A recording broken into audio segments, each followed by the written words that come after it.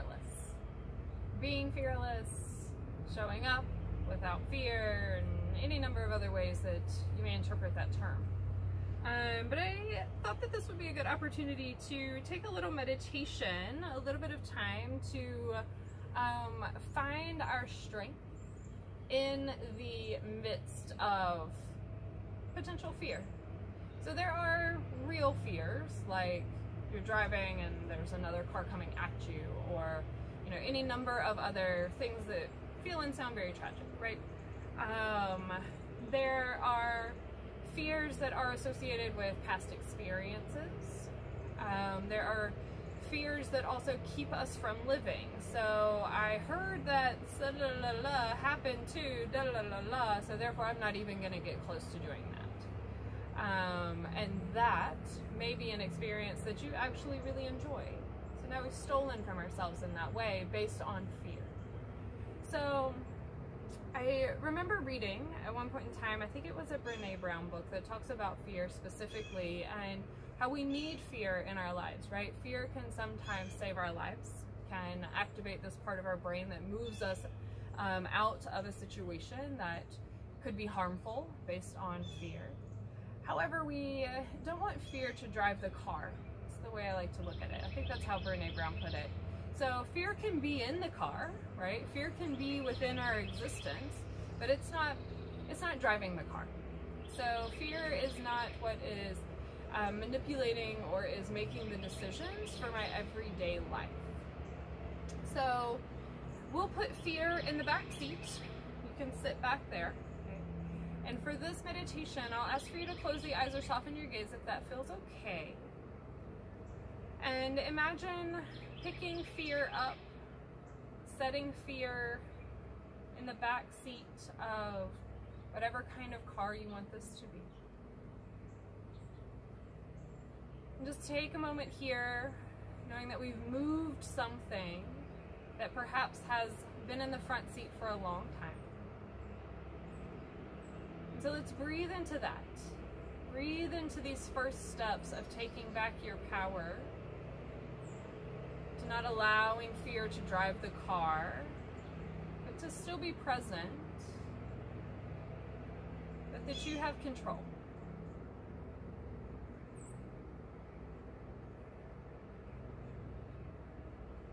finding a nice, slow and steady breath, recognizing that the first shift may be just that, of moving fear to the back seat.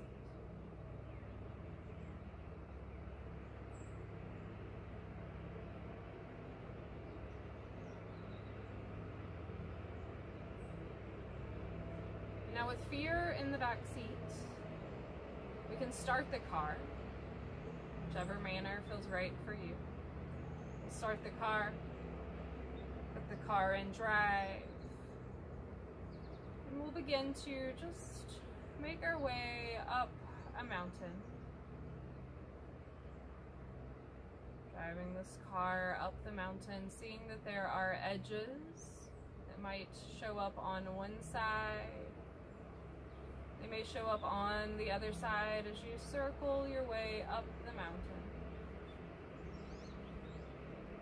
Noticing what fear may say to keep you from getting to the top.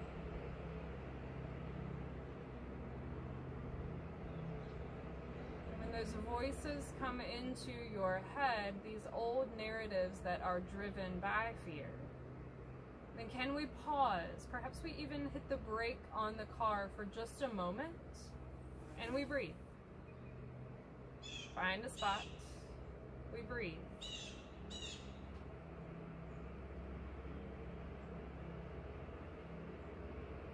And when you're ready, put the car back in drive.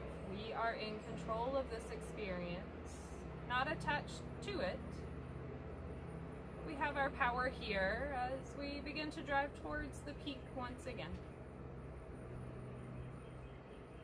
Noticing the language that may want to come up, the things you see that could cause harm or that one could perceive are dangers or threats. And when we see or hear those things, can we pause? Truly take a look and make a decision. Danger or threat, or just a pine cone in the road. Danger or threat, or just making our way up the mountain. Of course there will be edges. Of course there will be overlooks.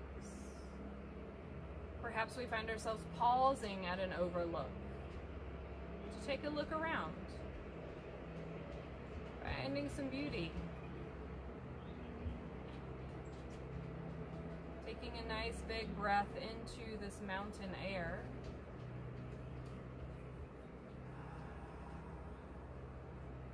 Releasing and letting go of any fear as we continue to drive to make our way up to the peak of this mountain, almost there. Noticing what comes up. Noticing who says you should be afraid, or who says you're okay. Notice as you're visualizing the cliffs and the edges, the obstructions. Perhaps there's even a bear that walks across the road, who stops. You exchange a glare, a glance. Does fear try to jump back in the front seat? Can we breathe in these instances, deciding whether to react or respond?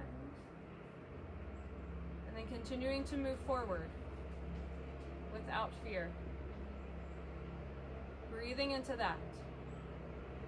Breathing into your own mountain, to your own space on this mountain. Finding yourself at the peak. Feeling the joy, feeling the gratitude, feeling all of the elation as you have made it to the top. You have made it to the peak of the mountain. You have climbed the mountain. You are here. You moved through this process with fear in the back seat, recognizing that you are in control. That your soul is in your keeping alone.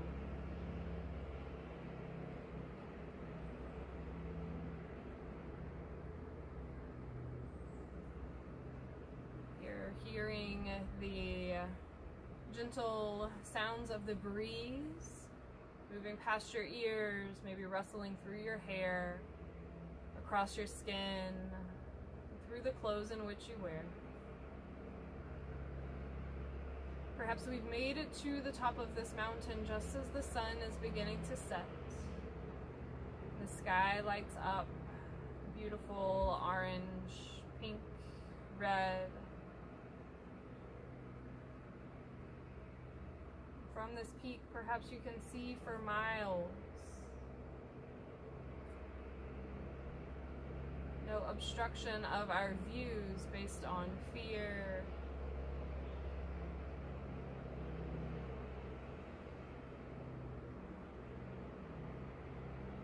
Soaking it all in, feeling the warmth of the sun on your skin as it begins to descend. Notice how the skin cools as less and less of the sun is visible. And as it moves just below the horizon line, noticing how the colors change. Finding your breath, breathing in all the beauty of this moment, finding gratitude in the things in which we do fear that are rightfully so, for those outcomes could be harmful. But recognizing how to be fearless in our own pursuit of happiness, of joy, knowing that things will come up, and our attention to them or lack thereof may be the medicine that we need.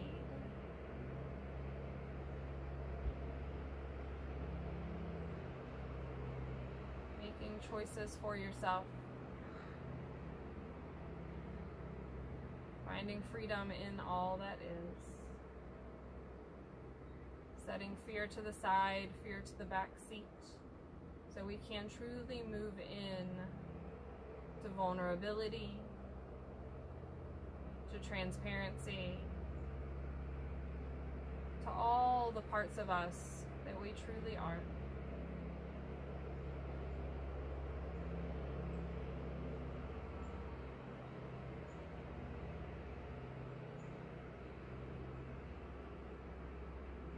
And when and if you're ready, gently beginning to open the eyes.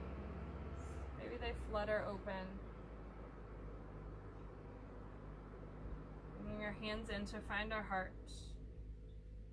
We bow within to all the things that keep us safe and our ability to recognize when fear needs to drive and when not. From my heart to yours, for Namaste.